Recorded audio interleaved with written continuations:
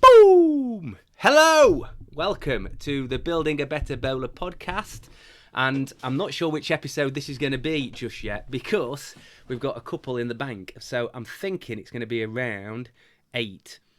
I'm very, very, very privileged to be joined by Charlotte Mather, who is a lifestyle guru, really. How would you describe yourself? There's lots. I give big intros, and I'm thinking I want you to describe on this one how you would describe your talents, because I think there's quite a few of them, isn't there? And don't under-egg it.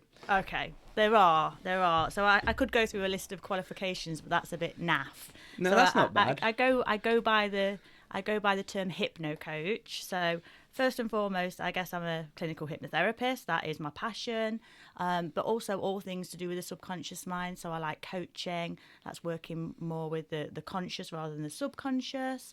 NLP, EMDR. Oh, NLP. What's NLP? NLP, neuro-linguistic programming. Okay, So it actually stemmed from hypnosis, but it's used more in kind of corporate environments, and they use phrases like altered state rather than trance state, and I would say it's waking hypnosis, to be honest with you. So that's quite fun to work with. EMDR, that's more of a trauma processing protocol, very therapeutic, I would say, for like PTSD and things like that. But ultimately, I just like to blend everything together, and I've got my own style. So if someone came to see me, I would design a session around what they need and what skills I've got. But anything to do with the mind, really. Excellent. Well, that's something that really builds on where we started with Building a Better Bowler. So the nature of my podcast was to pass on a little bit of what I'm learning as I grow, and any help or coping strategies or positive things that we can put forward, and also for the kids to be taught and actually absorb, and for them to then re-listen to this podcast maybe in a few years or when they're ready and pick up some parenting tips. I think one great thing as a parent is to be better than your parents, but to enable your children to be better than you were, so that we're constantly growing and improving, however that may look. But we've done a lot on the physical side, but the mind and the body are linked. And for me, my improvements in the body have gone simultaneously with improvements in understanding myself, my psychology. And one little snippet of something we'd mentioned at the very start was childhood trauma. Mm-hmm. I didn't think I'd really had much. Well, I didn't think it was anything major.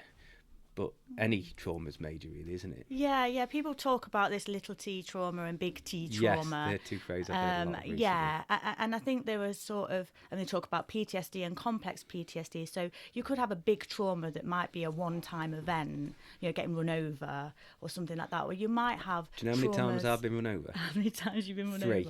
over? There you go. Were any of them when you were a child? Well, I've told it to a few people and they laugh. But 3 times, twice of them drunk, once sober. Oh, which one hurt more? The drunk one's the day after, the sober one at the time. Yeah. And all my fault, really, I think. I put myself in a position where I was going to... Well, absolutely. If you get run over... that's going off on a tangent. You put yourself in the middle of the road, you're going to get run over, bowler. So I went into a car on my bike, so we hit each other. Ouch. It was actually my brother's bike. It was his racer. And he went flipping mad, but luckily it was not too much damage to the racer. The second time, I'd stood in front of... This is either second or third. I'd stood in front of my mate's car when he'd had a drink, and I told him I wasn't going to move. So he hit me with a car. And it wasn't terrible, but it was fast enough. And I think that was the right thing to do still. And the third time, I was drunk. I'd been fetched some chips and cheese, which is a fine delicacy. Delicious. Yeah, absolutely, especially when you had a few pints. And I started crossing the road, eating my chips and cheese. I turned my head and the lights had changed and a car come blitzing towards me, hit me, and I went over the top of the car. And he jumped out. I was like, "You all right? You all right?" I was like, my fucking chips and cheese. I'm fine. Anyway, I got no chips and cheese. And then I went back into the pub and I was all right. The next morning, I tried to stand getting out of bed. I couldn't stand. All my heels were purple. Everything was right. Oh, my God. Anyway, sorry, that's... It is amazing the ability of alcohol to completely numb pain, though. Yeah, absolutely. And, yeah, well, you do talk about the mind and body are part of the same system. That's one of the first things I teach my students, because I teach hypnotherapy as well. And one of the first things is they are connected. So the mind affects the body affects the mind. And that's why with hypnosis, people are often surprised that we can affect their body. So we can affect things like pain, we can reduce hay fever and things like that. Because ultimately, everything you feel, a lot of people don't. They're really surprised. And everything we feel is processed by the mind, by the brain. So if we can tap into that, let's say pain, chronic pain. Pain's there, it has a reason, it has a purpose. It's to tell you it's an alert system, it's a warning. It's to say you need to address something in your body that is out of balance. So let's say it's a knee pain.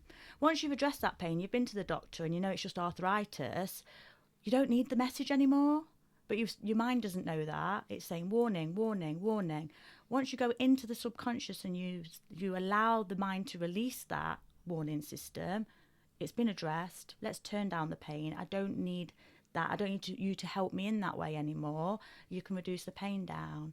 And people don't realise that because they think they're sensing pain at the location that pain is. Yeah. But it's where you're receiving the message, which is in the mind. So same with hay fever. Your body's alert system. There's producing there's a lot of pollen in the air, and then we produce histamine and we take an antihistamine to turn it down. We can just turn our own histamine down. Yeah, wow. It's incredible. So when you start working on your body and your mind together, that is a perfect combination. I think they have to be worked on together. Well, that's so. I believe the strength of the mind is stronger than the body. That's something it does, and I'm learning to control my mind more in certain areas of anxiety and things like that. And understanding's the first part, and then implementing follows quite well for me. But I didn't realise you could control those sort of histamines. But with pain, I mean, that's the mind over matter and the way you perceive it. If you go for a tattoo, it's quite painful.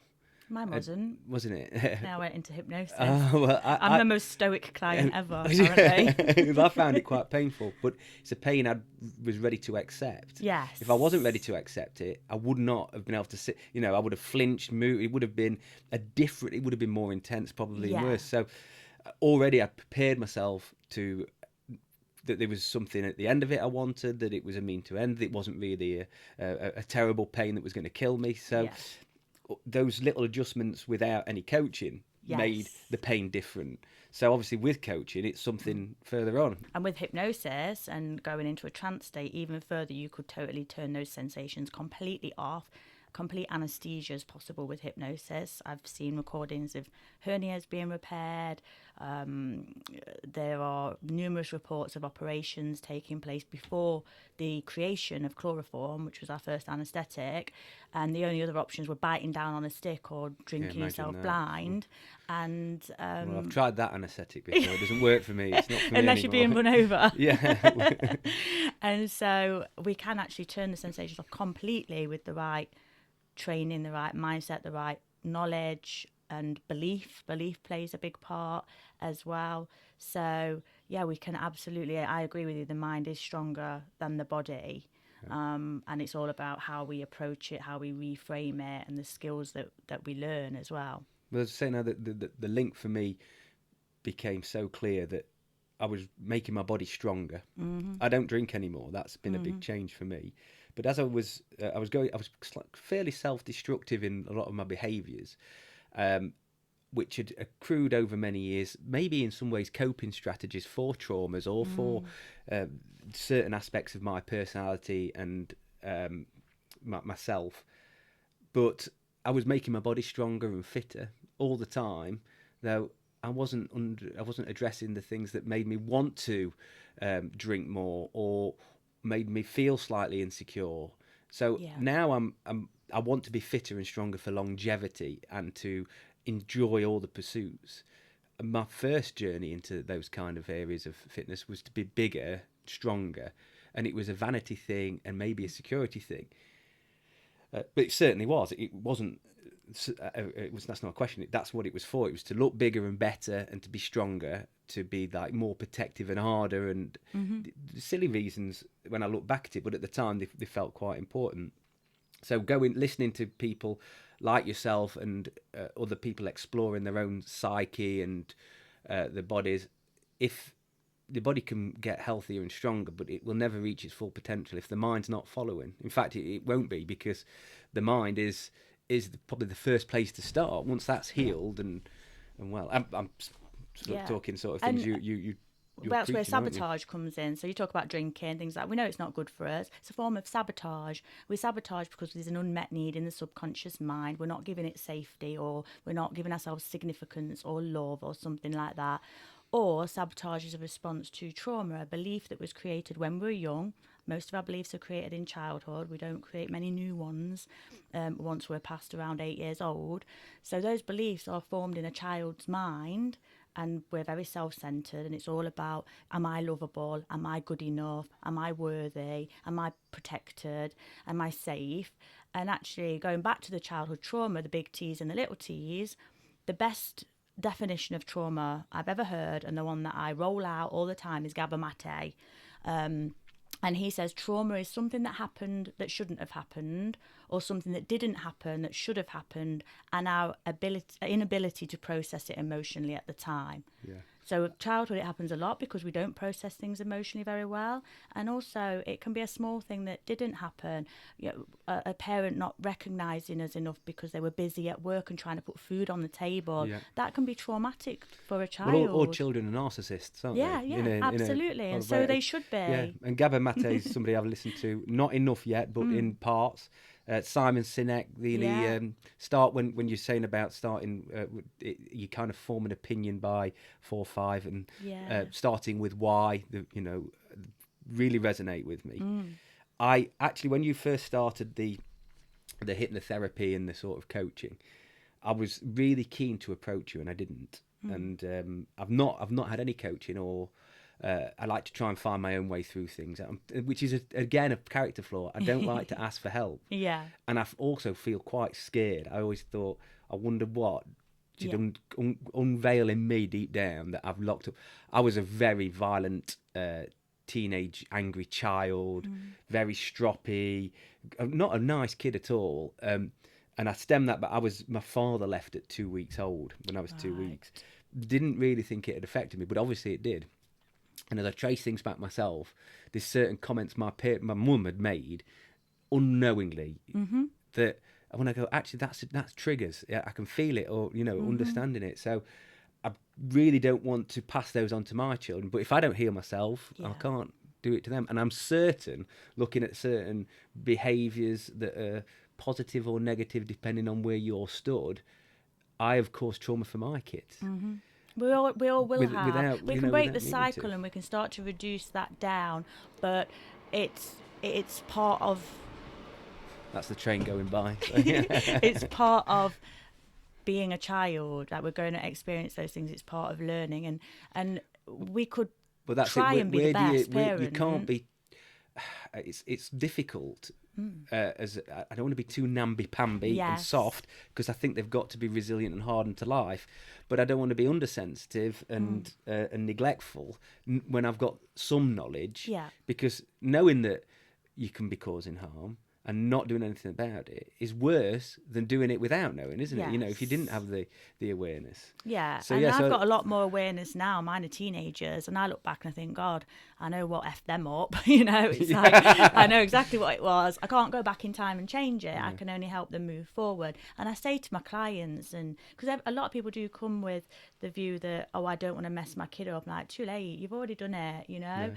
We're all going to F up our kids. And it's about giving them the resilience and the tools and the love and the space to be okay with it and heal themselves as well.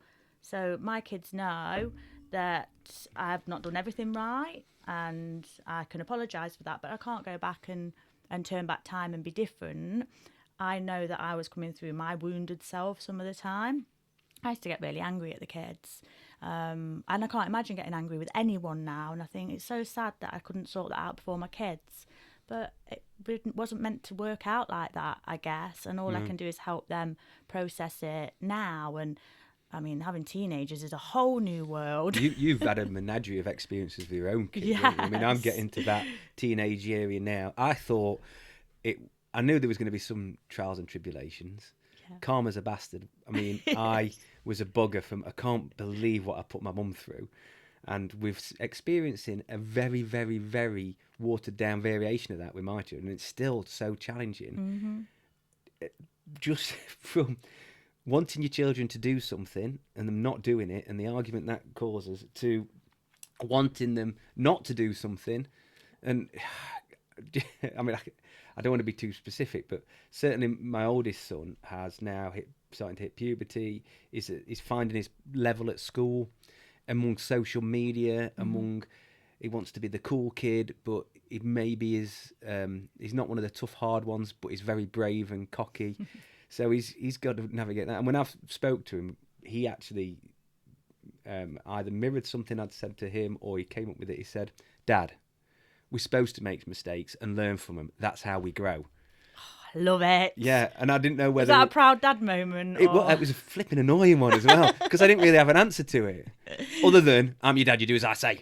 Which is not the answer, is it? I want to control you. Yeah. You know, the Sadhguru said, something he'd said was that when you love somebody, you shouldn't love them and control them and say, "I love you, so I want you to do this because that's how I want you to be." You should love everything they do and embrace it. Like, be very much more passive in your observation of them rather than trying to control it all, which is hard. Oh, it's so hard. I often worry that I get that little fear, not as much now, but especially when they were at school. They're both kind of A-level stage now, but when they were at school and you're in uniform and all the kids, are meant to look the same and act the same, I would constantly be like, "Oh God, they're going out the house looking like that. Oh, what are people going to think? Yeah. Oh my God, Alex, has cut his ear off or something's happened." And then I didn't act on it because I would talk myself out of that response and say it's their life. Messy bedrooms, started going in and cleaning them for them. They didn't appreciate that. In fact, they didn't want me in their space. Yeah. And so unless there's a distinct smell of something coming out of one of their rooms, I keep the door shut. I don't go in. That's their space. Yeah. I would be mortified to live like that, but they're okay. It's their space, right? I liken that now to two things on that I'd comment on is I try not to do it for them now. So if it needs cleaning, I let the plates build up a little bit because I'm like, that's not. If I do it, it removes it. But also, I actually don't want them in my bedroom. Yes. I don't want the kids coming into my bedroom because they just don't treat it how I would treat it, and there may be a few things in there they shouldn't see. Not that I think they've found anything like that yet, but Yeah. Wait till they do. Wait till you find theirs. Oh God. Well, that's another thing altogether. We've got two boys. I mean, flipping out. I can remember being a prepubescent boy. Even now, I mean, guys of a certain age, the testosterone, it's the penis is the main thinking instrument, and the main the main toy, the main stimulus. But I don't want that, so I need to treat them in the same way. If I say you can't come in my room, don't go looking. Well, I can't go looking around theirs. But then you have to have confidence that you don't need to look for anything to protect them, do you? That's and that's it. We have conversations around you do you, but always feel like you can talk to me about anything. You never have to hide anything at all. Yeah. And they don't, and it gets awkward, but I just deal. I'm going back to maybe we should hide some things. Yeah. Maybe we shouldn't talk about everything. we try and do that with the kids as well, like an open line of we're quite open about like sex and things, not too much. They're still young, but I mean we tease them a little bit too much maybe. We are very modern in that approach to it. I think we're not prudish in any way. That's right. You're creating my clients of the future. Yeah, well, probably that's too well. I think that as well. Like, your parents teasing you about Like, you're a bit sweaty. What you been doing in your bedroom? You'll break it. I mean, that's horrible, isn't it? Like, Dad, shut up. But, I don't know whether that's worse than just I suppose you don't have to say anything, do you? Yeah, like, the more I talk through it, I realise what a terrible job I'm doing. But on one that of the front. things I always say to my children is like, I'm going to cock up, I'm going to get it wrong, guaranteed. I have done in the past, I will do it in the future. Every stage of your life is new to me. I didn't pop you out of my vagina and get an instruction book because there isn't one. So please bear with me as well. I will forgive you your mistakes. I will have an open line of conversation. But also I'm gonna get things wrong. I'm gonna say the wrong thing. I'm gonna do the wrong thing. I'm gonna act in a way that you don't like. You can talk to me about it, but don't judge me for it. Yeah. Because I don't have a book to tell me how to raise a teenage boy or what to do with a teenage girl when she's heartbroken from a And first even if you did have a boyfriend and book, things like that. who's to say it's right? Who's to say it's right? Because we all know there's a difference of opinion on how I was to thinking, raise we're kids. talking about school. I think we've got a great school service in so many ways, but then I also think it fails so many kids, and not from trying to do the right thing, but just it's archaic in lots of ways. We're teaching one lesson that would be great would be a parenting growth lesson on dealing with yourself, dealing with children when they come but they don't really have that. Yet we're teaching algebra and lessons that we're teaching history that's kind of irrelevant to some kids as well. Yep. So unfortunately for schools, they are there to look after and bring up our children for a portion of the day, whether you want it or not. That's what their jobs has to be, because they have them for so much time. They've got to be responsible for bringing up children into a good way, and I think they are trying to sort of make them better members of society. That's one of the teachers' jobs. But if they want the workforce to be working, and we all know for a reasonable standard of life, both parents really need to work, and unfortunately that's the capitalist society, we need to be earning money, then they have an obligation to be doing a parenting role in that way. It's such a tough one. It's a very emotive subject for lots of people, but they have the children for so many hours a day. They're a big influence on them. I didn't know that algebra, picking on something insignificant, but is the best use of that time. But it's so prescribed, and the way that the curriculum is produced hasn't changed for hundreds of years, and it needs to change. We were talking about this with AI, Chat GPT and things like that. They're going to have to change, because kids can literally just go and write their 5,000 word dissertation. Well, at the moment they copy AI. what they taught, to What some degree, learning? and now they're going to use AI for it. They're not taught to. One comment we made earlier was grit and determination is something that needs to be brought in, because if you've got resilience, grit, determination, and a practical approach to solving a problem, it's not necessarily what you learn, but how you gather a way of resolving that problem that's invaluable. Copying down, sitting in a classroom, doing as you're told and copying it down doesn't represent life outside of the school. No. So many different people. I mean, it's a minefield as well. It really is. I know a lot of people that homeschool or world school, and some of that looks fantastic, but that isn't open to most people, is it? No. And what their kids learn is incredible, but they still have to sit GCSEs and things like that. But I learnt during lockdown, I'd have dreams of it. I thought, what about buying a camper van, touring the world, teaching the kids?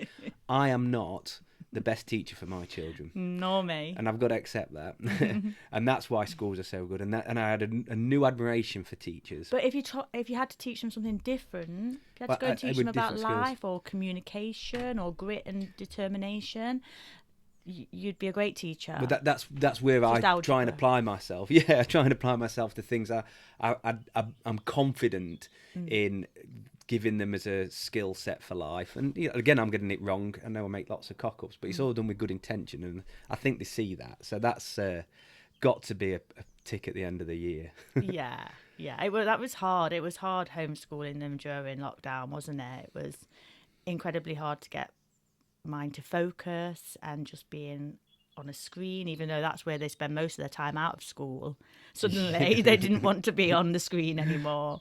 And that was really, really challenging. And I think, going back to trauma, there's a lot of trauma that's been created by that situation, whatever people think of it. I mean, I'm not criticising the teachers or school in general, because I think there's so much for them to do, and it's done with good intention in the main. So, but I do believe that even without criticism of anything, there can always be improvement, and that's what we need to look for. Yeah. But the trauma, putting kids together at teenage years and forcing them all to go to the same place and do the same thing, I mean, that is Wear the traumatic. same thing. Yeah, well, the school uniform, all the kids want to change it, don't they? Yes. To be different. Yeah. They're in a time when they want to be different and look different, and they've got to find their own. That's where we've seen with Oliver. He's got to find his tribe, his group of people, and they will. Alex has experimented with his look recently, and he looks amazing. He goes out of the house, I think he looks so cool. I'll never say that to him because he would hate it. Yeah. He does not I'm want not wearing me that to now. think I am cool at all. Far from it, but he does, and he's got like a mullet, which is amazing. He cuts his own hair. It's reddy pink. And then he's in sixth form, and I've had a message about the colour of his hair not being appropriate, and I've ignored it, to be honest with you. I'm like, you're talking to the wrong person here. If you think that I'm going to pull Alex up on how he looks in order to go to school or sixth form, you've picked the wrong person. I've always been about him expressing himself. I draw the line when he started wearing two left shoes for a while. Is that serious? Yeah, I don't think it was intentional. Oh, but right. I did tell him. I did tell him that he had to check his shoes and check they were both the same shoe. That was the first one, because they were odd, and then check that they, at least if they didn't match, one was a left one and one was a right one. He's like, I thought my feet were a bit sore. Yes, mate. 6 months you've been wearing two left shoes. Because he just doesn't, he's not bothered about, I say he's not bothered about his appearance. He's not bothered about conforming, and I love that. But that's a conforming in a different set of rules, isn't it? Yeah. It's like when goths go, we don't conform, but you've all dressed like goths. Do you know what I mean? Yes, there is. But our Oliver did the mullet, actually. He had a Did mullet. he? Yeah, rugby mullet. I think they look cool. Yeah, I think he did it to, he's like, I want, because the rugby lads had it. And the guy who did it first he shaved all his head and then had this, it looked like Bill Bailey had a son, sort of thing. And I was just like, well, he's deciding on his look, he's deciding on his image, and now he's gone for something else now, which is his way of expressing himself. But as a father, the mullet didn't really do him as much justice as I like him looking like a prep boy. Yeah, like but there is that element of what would the message convey to him if you said, no, you're not having your hair like that. Because I have seen parents do that. Well, I said to him not at first, cutting I don't your think hair, you should. you're not doing that, and just outright banning it. And I think, what message does that convey? That what I want you to look like matters more than what you want you to look like. So I didn't think of that. Yeah. But I do, when it comes to looks, like you were saying, them going out the house looking scruffy, I've mentioned to both of them several times, and this is something that I have trauma about. We didn't have a lot of money when I was growing up, so I think that's why I pass it on to them, these expressions, and like, you can't go out looking like that. His socks, they looked a bit grey, and he looked dead scruffy. Well, I know I got, when I was younger, teased a bit because I had crap trainers. I bought these massive lumberjack shirts with my own money that were about 10 sizes too big for me, and that's what I wore for like a whole term. Looked dreadful, and I'm conscious that I didn't fit in. I was one of the scroty kids, really. So that's, for me, when I look back, that's obviously made me, especially when I first started, I wanted to look like I'd got money, even I wanted to look like I was doing well. It stays with me now. I cared more what people would think at the first few years of sort of succeeding in business at that time than was really necessary. And so when I see the kids, I want people to look at them and go, oh, they look well kept Yes. kids. But does it matter? It doesn't matter, No, does it? But and it's all about for your me, not belief them. system. It's about your set of beliefs. Our beliefs are our main drivers through life. Our actions, behaviours, habits starts with belief. And if you had a belief that was created in childhood because of the money trauma, which is a big thing for a lot of people, if you haven't reframed or rewired that belief, it's still there playing out, and it comes out as fear, it comes out as sabotage, or it comes out as expressed emotions and things. And it is about what did you believe about yourself as a child that then created a fear around looking scruffy, you know? And sometimes it's beliefs about ourselves, sometimes it's beliefs about the world or other people. But working with that set of beliefs and then looking at ourselves as a parent and saying, what beliefs am I passing on to my children that it may limit them, I suppose. I mean, don't get me wrong, the way that Alex sometimes goes looking out of the house, I am like, oh my God, you know. But he's happy, he's comfortable, really comfortable. And so I think, okay, what is this triggering in me then? That's where I've sort of got back to now. Yeah. That he's happy to go out. Like Yeah. that. Both of them. In fact, they've got more confident men. What I'm trying to go is actually, well done. Yes, You've managed to enable your children to walk out the door feeling comfortable in their own skin. Yeah. Without worrying of the judgment of others. Yeah, but it's hard because you worry for the judgment of others. And I also know hard. that people will cast an opinion immediately. Yep. And it can affect them in other ways. So the way people approach you for one thing or another, whatever that may be in life, in school, in sports, in jobs, people make judgments very quickly. You can't help everybody, and they do it. But I've been in sales for quite a while, and I wore a shirt and tie for the first probably 10 years minimum to every meeting. I don't wear one now. That's my confidence. Yes. Times have changed, but even when customers were more relaxed, I wanted people to look at me and go, professional, smart. So I used it as a tool. But if I'd have gone in with my nose pierced and a tattoo on my face, I don't know if it would have affected me. But my thoughts on that were, people will look, judge, they will go, this guy's not a professional, he's not bothered, making an effort with his appearance, how's he going to look after my account, etc. like that. I think things have got a little bit better. And I do get that. I absolutely do get that. And we do conform when we need to, don't we, I suppose.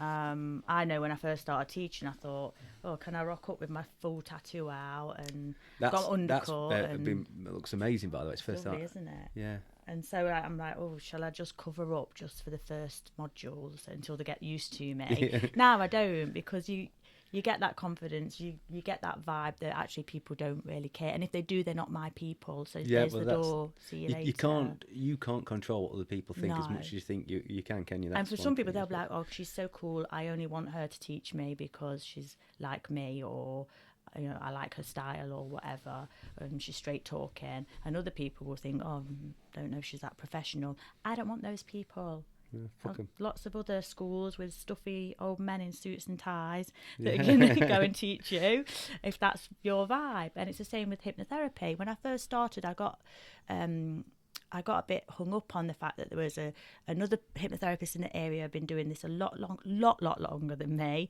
well known, and I was charging a bit more, and I got really hung up on it. What would people think? And then there were about 4 clients that came to me and said, oh, I've had hypnotherapy before, I don't know if it works. I said, oh, who did you go to? And they said, this person. I did hypnosis with them, worked a dream. And when I explained to them, the ingredients for hypnosis, one of them is rapport. If you don't have rapport with someone, that means that they don't feel emotionally safe, physically safe, or socially safe with you in some way. So you would never go into hypnosis with someone that you don't feel safe with. Have you heard of neurosyncrecy? Yes. Gary and I were talking about that. sync neurally very well, Gary and like I. the mirror neurons. And... Yeah, and so for people who don't know, that's when you're faced with somebody and you... My stomach's grumbling really loud. I If anybody couldn't can hear it. And your neurons in your brain sync with each other in essence. So you find similarities and you mirror each other to some degree. And that's where connection comes from, isn't it? Yeah. And it's a scientific proven thing. So when you feel a bond with somebody, it's normally because you're normally synced as well. Yeah. Which is what bonds are, really, I suppose, that, isn't it? Exactly. In lots of, and so, these clients that had gone to him first weren't suited to him because they weren't similar, so they weren't comfortable enough to go into trance. But with me, easy. And there's probably been some of my clients go to him, and that's absolutely fine. Didn't feel comfortable with me. Oh, God, she had tattoos and a nose piercing, not what I expected. They expected a man in a suit. Okay, there you go. There's room for us all because we've all got different... all be the bloody same, can we? We can't all be the Thank same. God. Yeah, lucky for us. But so going back to sort of healing ourselves and growing. So I'd been looking at myself and realising that there is something probably deep down. Where would you advise to start with that? I'd recognised lots of different things and I've grown through it. So I'm not being as specific as I'd like, but I looked and I thought, okay, I've got a lovely family, kids, I'm healthy, got a good job, and I'm still, for me, the drinking to excess was something that really outlined it all. Listening to people on drink, and they were saying that there's reasons behind it, and one of it is my chemical makeup, the way alcohol reacts with me, but the other is there's something I've never drank every single day. But I started drinking more days than I wasn't, and I always drink to excess, and it's that bit. What stops you? So, I was obviously there was something. It was a blocker for emotions. I always, when you're absolutely trolleyed, nothing else is on your mind. Yeah, it's good. You don't feel much at all. No, not at all. It's numbing, isn't it? It blocks all those bad emotions until the next day, but. Where would you start if you're looking at yourself thinking something's not quite right? What would you advise? Something simple, or where do you begin really? So a really simple exercise is looking at what your fears are. So really simple, and I do this with clients often. It's part of the first session. We set a timer on the phone, let's say 2-3 minutes. I get them to just close their eyes, take a deep breath, and I say, right, I want to know all of your fears. Just speak them out, and it might be external fears like spiders, it might be internal fears like a fear of rejection, and then you brainstorm them all down. You keep going until the timer goes off, because your mind will go blank. Once you've found the conscious fears that you've got, your mind goes blank.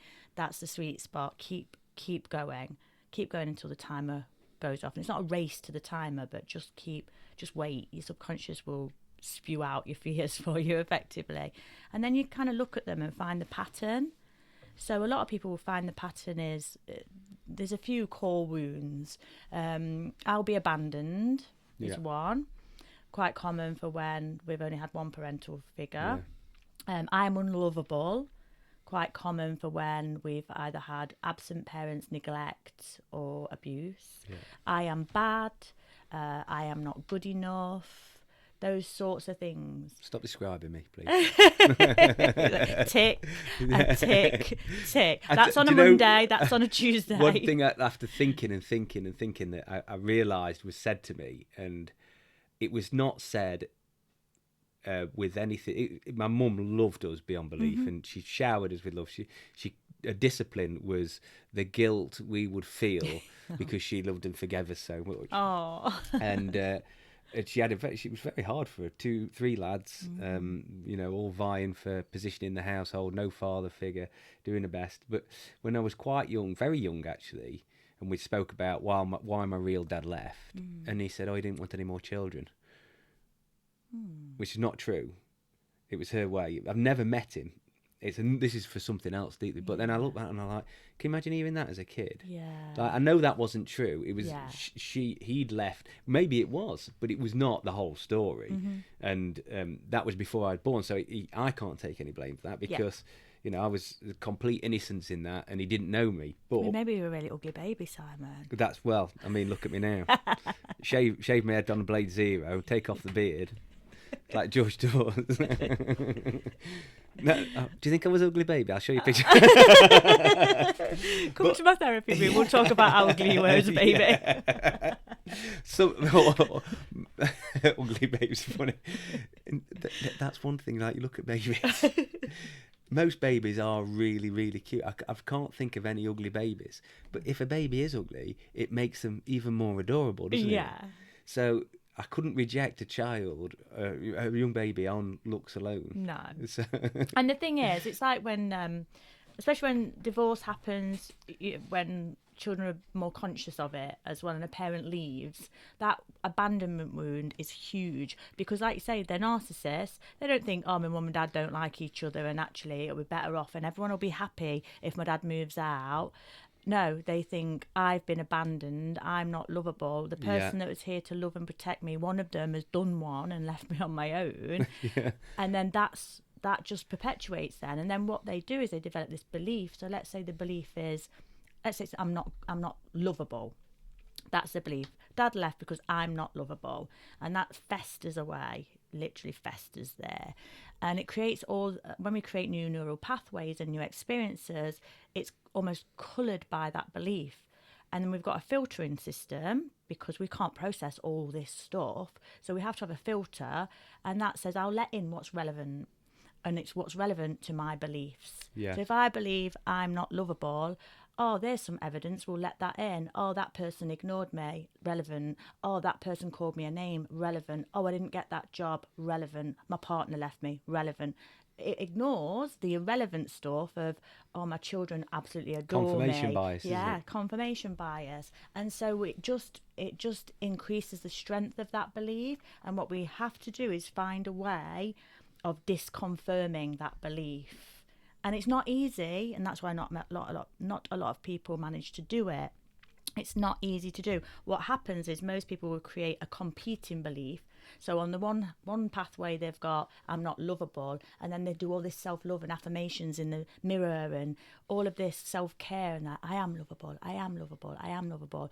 But that will never be as deep as that first pathway. So you need to find a way to erase the old pathway. But it's not easy, and we only recently found out we could do that. It's research from the last 20 years that has proven that we can erase pathways, not just create this competition. And that's why we do things like you've said, I really want to give up drinking, and it's easy to flip back to the pathway that's like, oh no, drinking's good.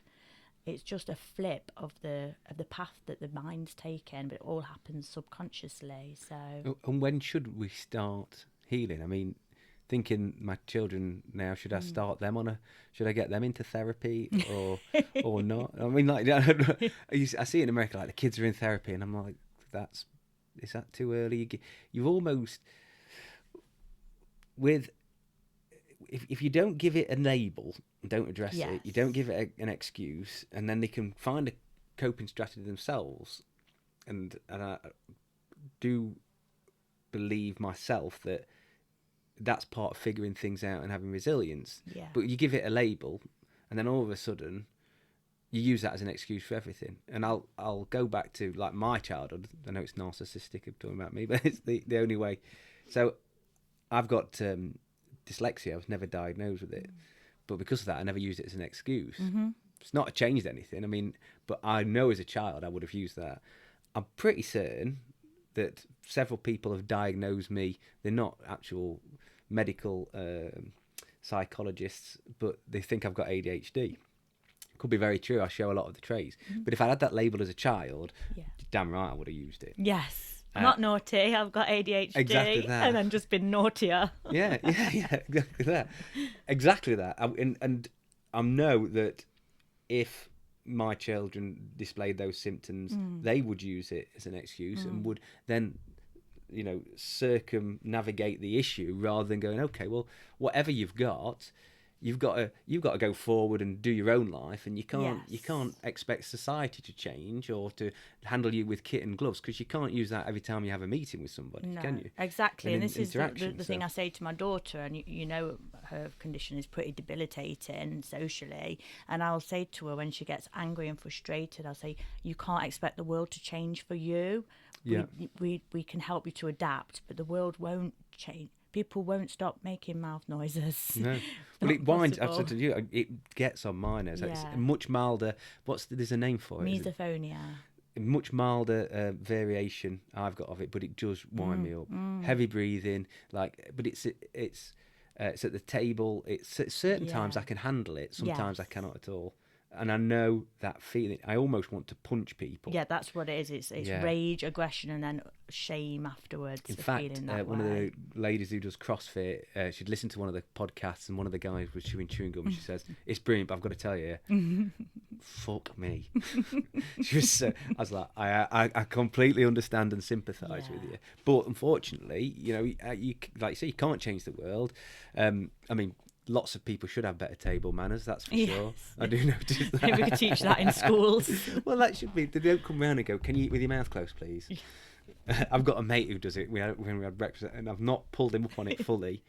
And I'm like, I've made a joke, but he chomps like a like a donkey You tried to or drop something. a few hints. I can't. One sec, I'm trying to have a conversation while you're chomping, mate. Do you know what I mean? Yeah.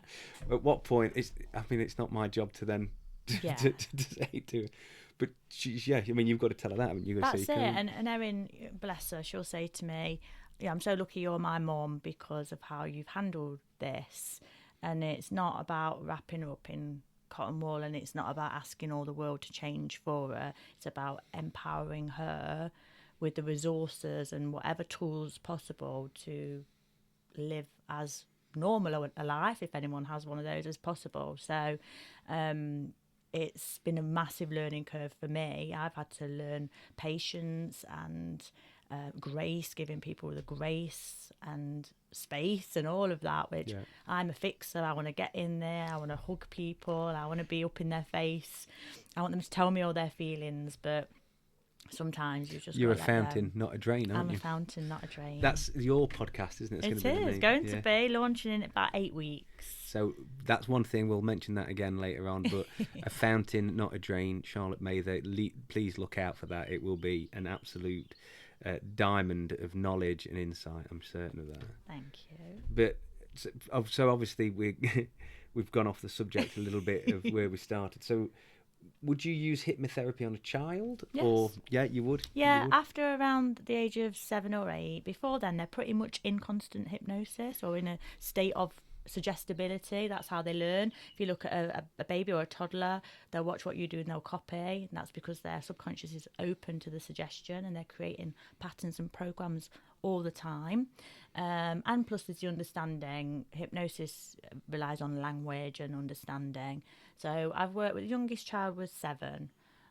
Really effective. It's really easy because they're so open to it. The older you get, the less open you are. So, work with children. Have you ever had to, I don't know if you're allowed to say this, client confidentiality, have you ever had to work with someone and stop and go, I can't because they're too dark or... No. Never happened. No. None of that darkness scares me because it all comes from a place of positive intent. Yeah. No matter how dark. Okay, you're just going under. Anything you wish to tell me? Oh. The bodies are under the patio. You know No. I have had people where they've asked me to help with one thing, and then it's in the consultation they've spoken about like serious sexual abuse they suffered as a child and things like that. So I have to adapt my approach because I work with childhood trauma.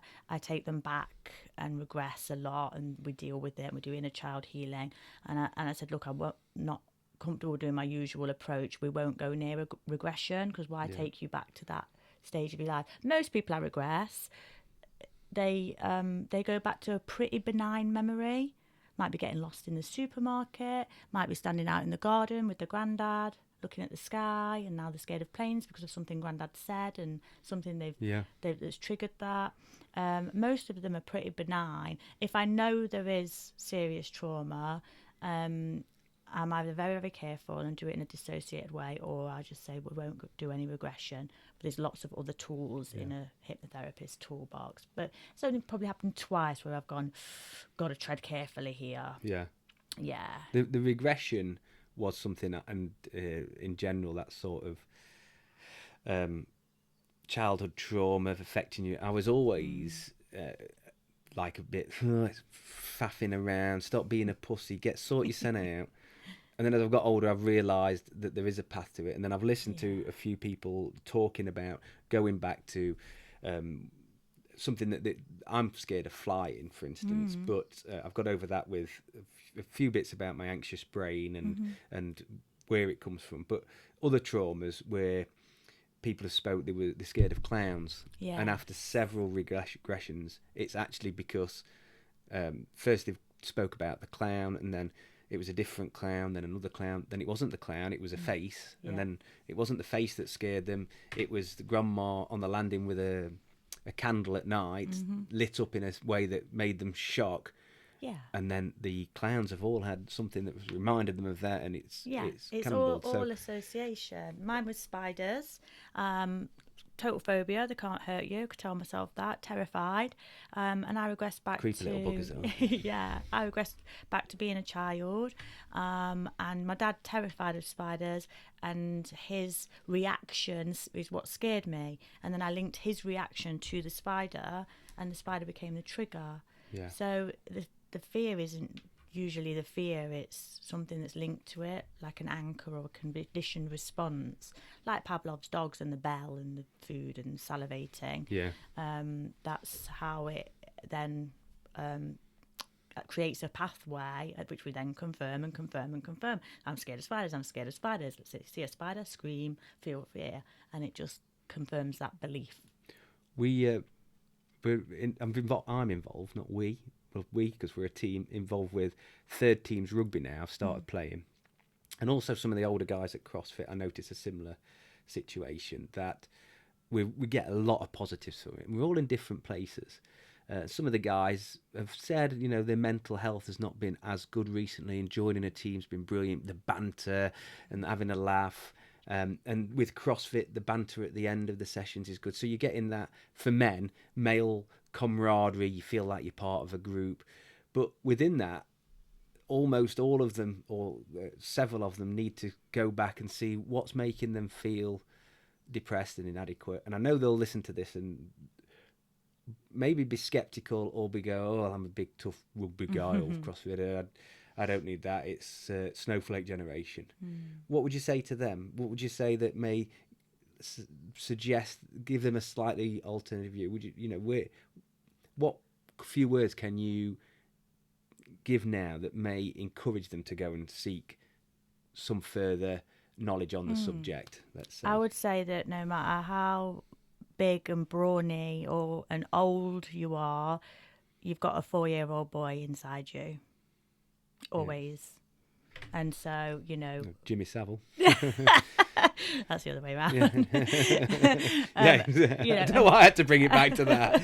And so when we work with the inner child, we stop that child kicking off and showing up. So that's the child that will say, let's just have a drink, come on. Or that's the child will go, let's throw a tantrum and punch someone. That's the child that will say, let's not leave the house, it's too scary. There's a little child inside with those beliefs. So it doesn't matter how big your muscles are and how much you can bench press or how far you can throw a rugby ball. Well, it does to some people. When it comes to your emotions, if you're not connected with that little boy or girl inside of you, they're going to kick off. And would you say the little boy is like the chimp when you speak of the chimp paradox? Similar, sort of thing? Yeah, very similar. Yeah, we have these models and analogies, and they all come down to the same thing, really. Ultimately, we have multiple facets of our subconscious mind. We might have the inner child, we might have the rebel, we might have the protector. All of these, all happening. Some of them are in our executive function, so they're running the show, and a lot of them are underneath the surface. We don't know that they're there, but they're showing up, and we're not connected with them. We're not connected with ourselves. And I think that's especially true for men, because you're not taught to connect with yourself. Oh, absolutely. I want to make sure the boys can speak about their emotions. And I'm not doing a great job of it, but I'm doing a better job. I didn't have a male influence to guide me, so I'm making that up as I go along. And I think I'm fairly confident I'm doing a reasonable job of it, but time will tell. And I want them to be strong, powerful, confident but sensitive and able to speak about it. But they've never seen me cry, I don't think. Really? Yeah, and I should. I've got a friend who cries Do you loads, and I love it. cry? I've not cried in a long time. I get the odd watering of eyes, and I'm like, oh, hold that back. And I shouldn't do. I should let it go. Yeah. But really, and I am quite an emotional person. But for whatever reason, I don't display that as much as I should. I've got a friend, Flood, who used to quite cry all the time. Is so lovely. He is absolutely just him. Honestly, the way he speaks. I wanted to get him on the podcast and get him to do some different things and get him to speak, because he's hilarious. But I've seen him cry on so many occasions, and it makes me emotional because I see how vulnerable he is, yet honest and open. It's beautiful, really. Yeah. And I've But not done that from the kids. Not many men are like that, and a majority of my clients are women. That's probably to be expected. But the men that I work with, that a lot of them are my favourite clients, because it's absolutely out of their comfort zone, transformative work, and you can just see the change in them. They haven't been able to have that space before. It takes a lot for some. Usually they come and see me for something like smoking, drinking, stuff like public speaking, outwardly external things, but it always comes back to the connection with themselves, not processing stuff from childhood or earlier in life. It always comes back to that, and locking up their emotions and things, and these other things are just a symptom of that. Yeah. So we always end up doing the deep work, and they always say it's like they've been through an emotional roller coaster or an emotional wrangle or something, but they feel better out the other side of it. I'm sat here now thinking, I feel quite heavy, and I didn't consciously until I started thinking about the release you get from a good cry. Yeah.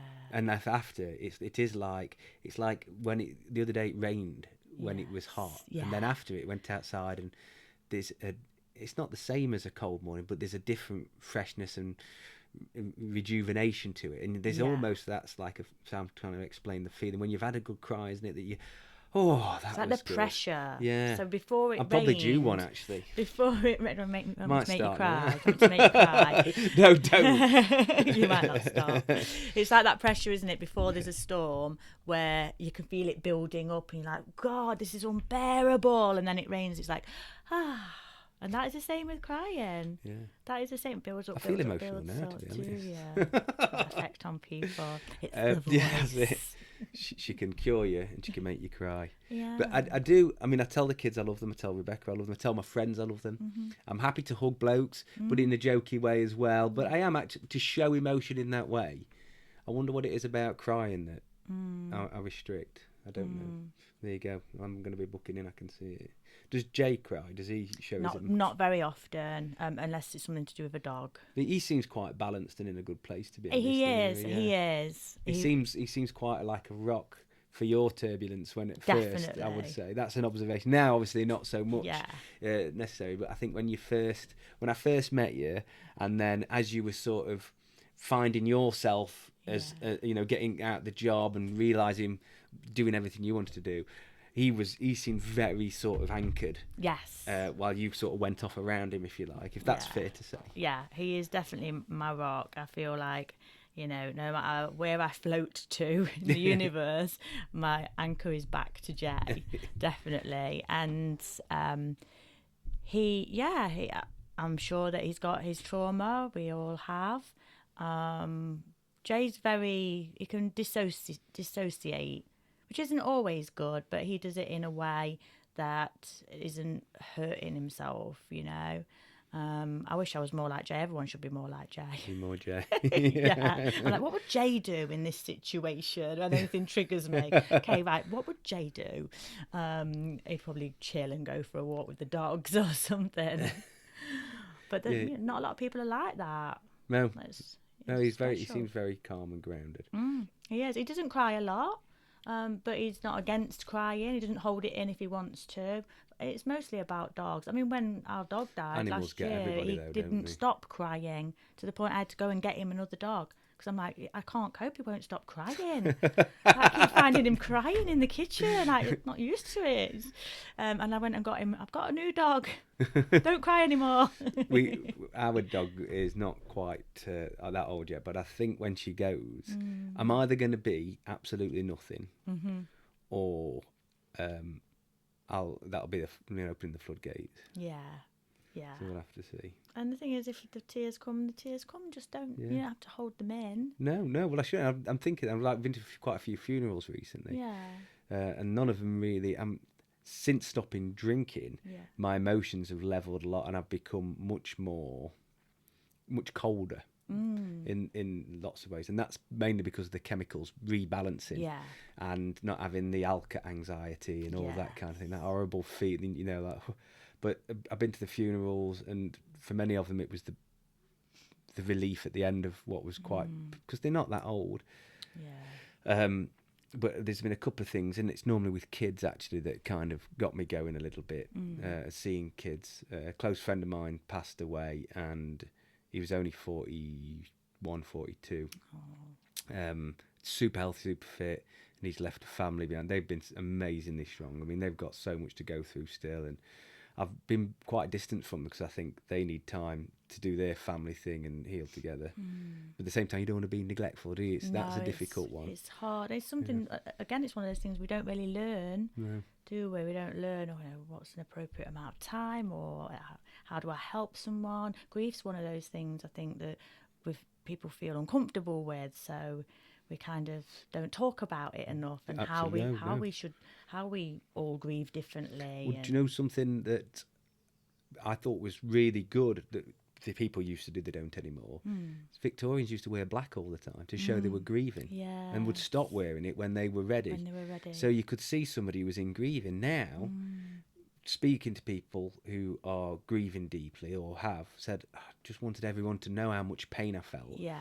Well, there's no visual sign to that. So at least wearing black gives people a forewarning that these guys, girls, people, they're in real pain, they're grieving. Yeah, they might need a little bit of our support. They might need us to hold space for them, more compassion, more patience, those things, isn't it?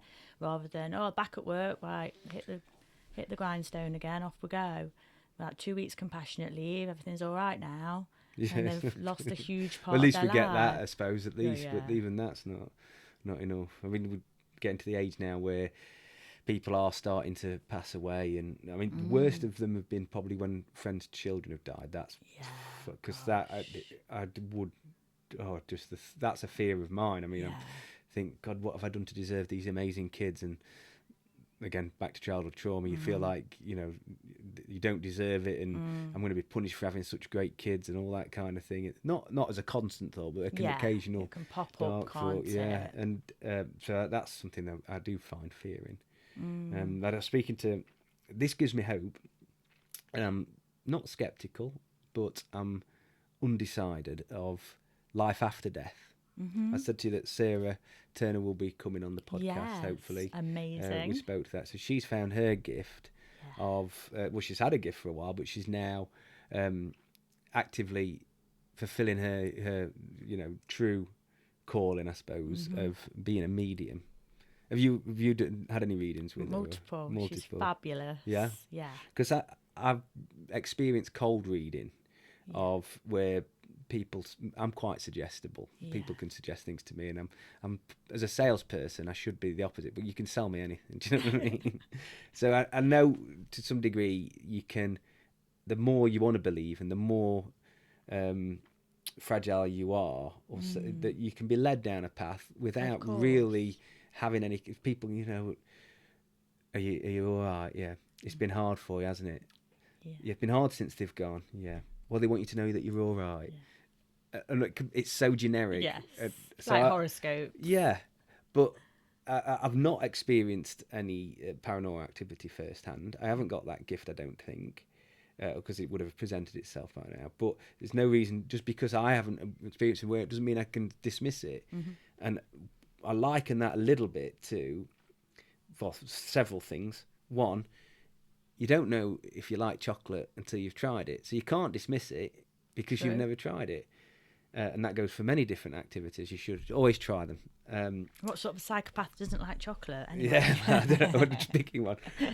But then I didn't believe in acupuncture. Mm-hmm. Didn't believe in it at all. Was sceptical, and the lady who did it had been giving me sports massages for ages, and she said, "Look, I'm going to try some needles." I was like, "Yep, go on then, fine." Thinking, okay, immediate relief. Like I could feel the knots, I could visualize them unraveling in my back. It was like unbelievable. The first time was the best.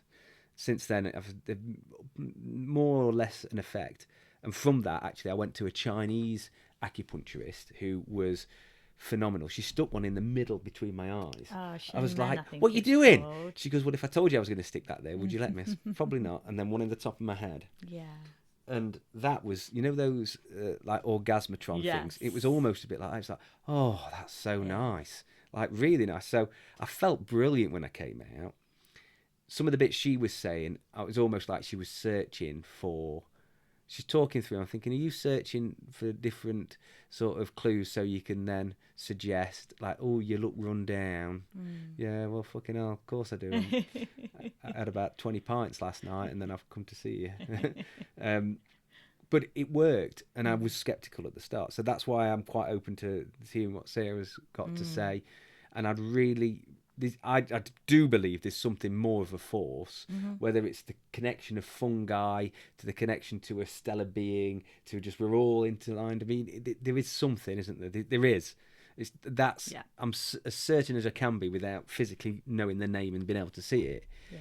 But there's connections, isn't there? There is. And I think we're spiritual beings having a human experience, so we're not meant to know the truth because it would break the illusion and we wouldn't learn the lessons we're here to learn. So we're not we can go seeking and we'll get snippets, but we're not supposed to know the truth. We're just meat vehicles. Meat vehicles. Fucking hell, look at that meat vehicle. I did a flotation pod the other day, actually. Have you done any flotation? No, I was going to go up to the one up because it's not far from me. No. And the cafe's good up there as well, isn't it? Yeah, I was really scared because, ADHD, I'm like an hour of my own thoughts. Oh my God, I can't even wait 5 minutes for a train. Are you diagnosed ADHD now then? Have you? Yes. Well, I haven't gone as far as the psychiatric diagnosis to say what medication I should have or anything like that, because I don't want medication. But I've had the QB testing and the assessments. Yeah, Gary and I were talking because he's been diagnosed with ADHD now. Gary Ells, yeah.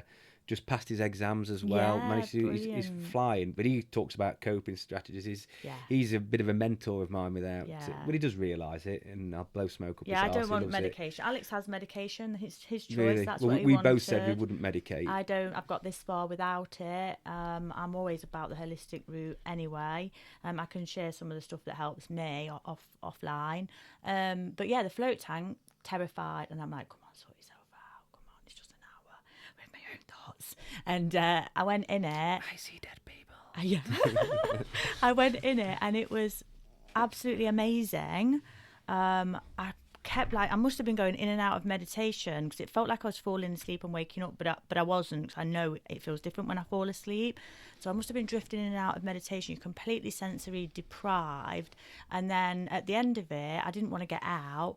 And talking about meat vehicles, I got out and I tried to walk up to the retreat, and I felt all weird. And the girls said, "Oh, did you enjoy it?" And I was like, "Yeah." They went, "Oh, you look really weird." And I went, I feel like I need to put my meat vehicle back on, like I need to step back into my body like a onesie and zip myself back in.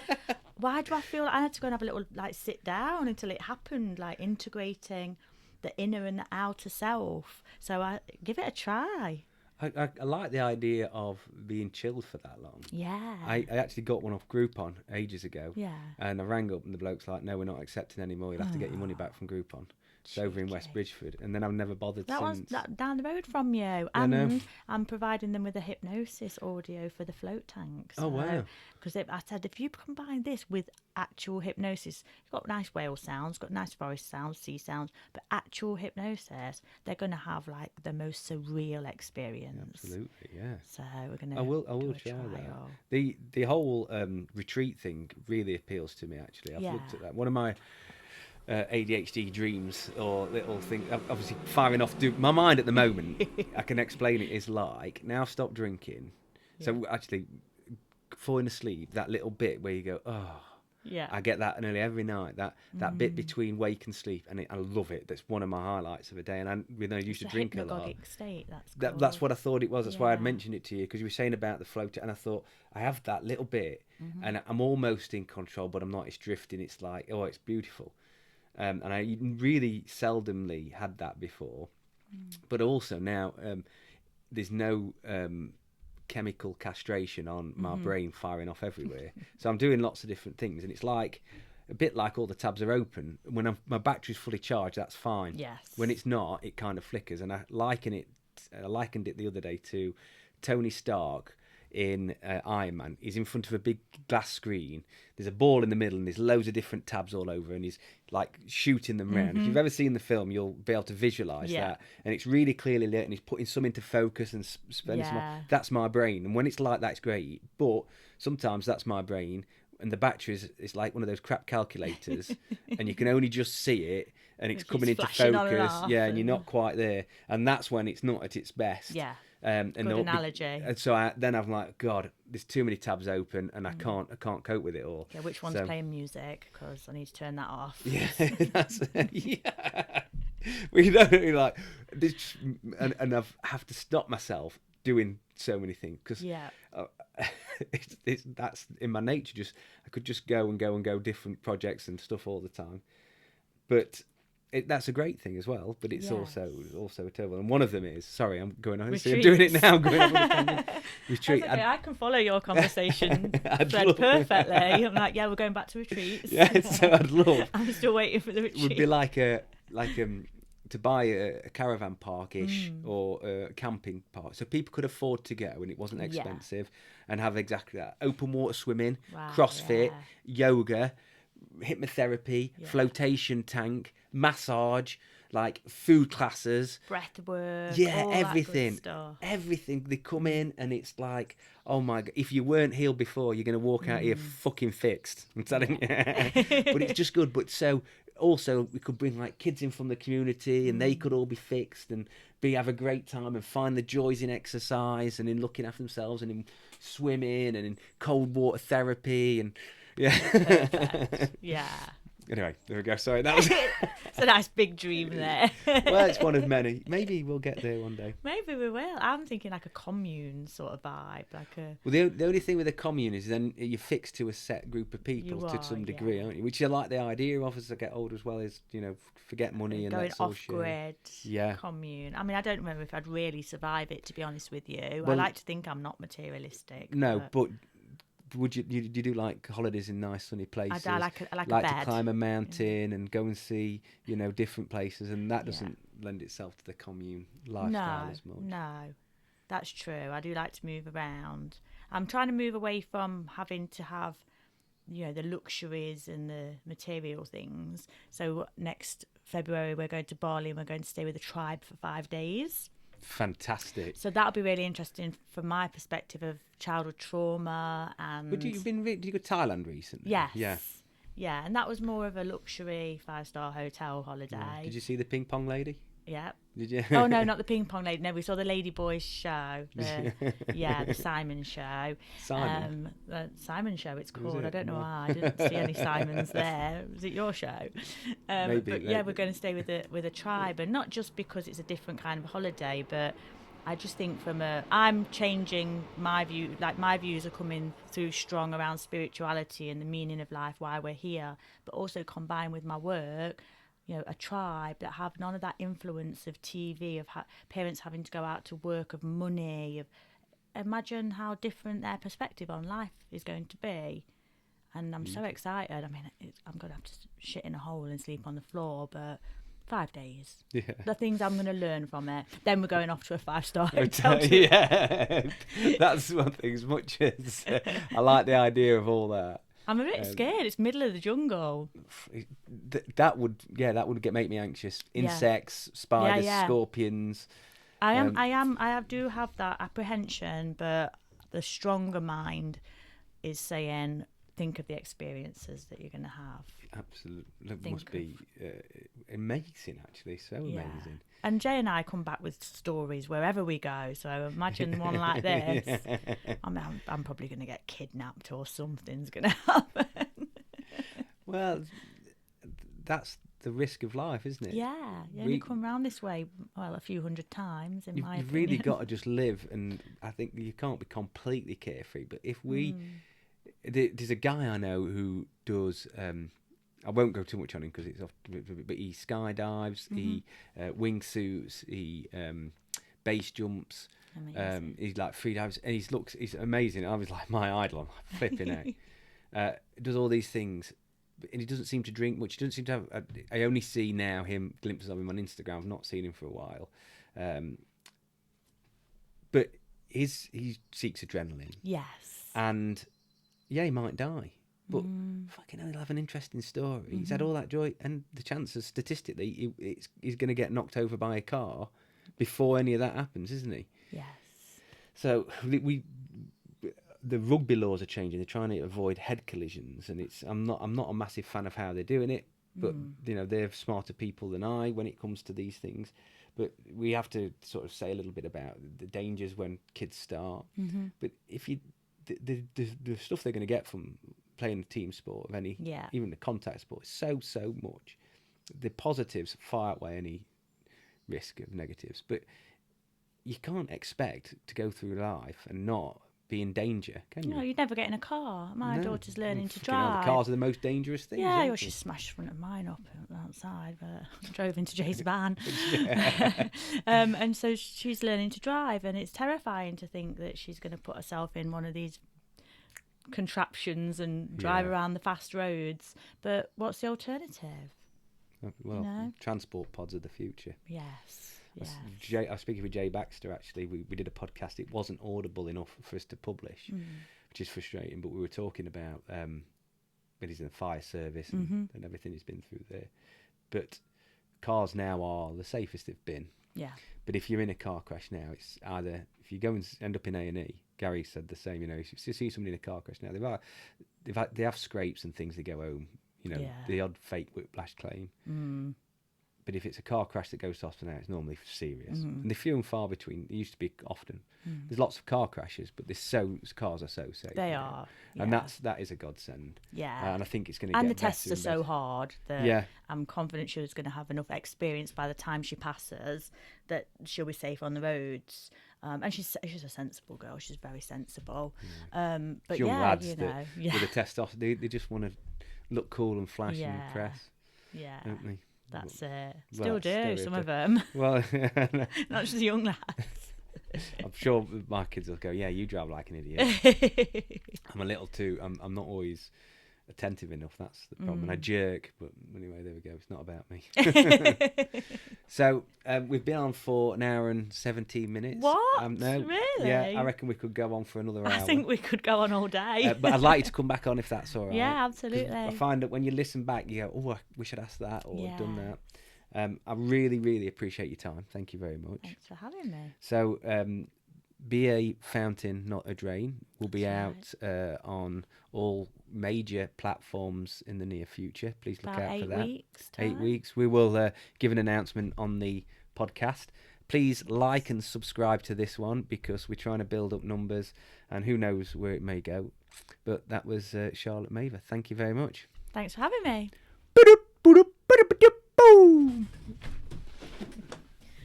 Can't believe the time.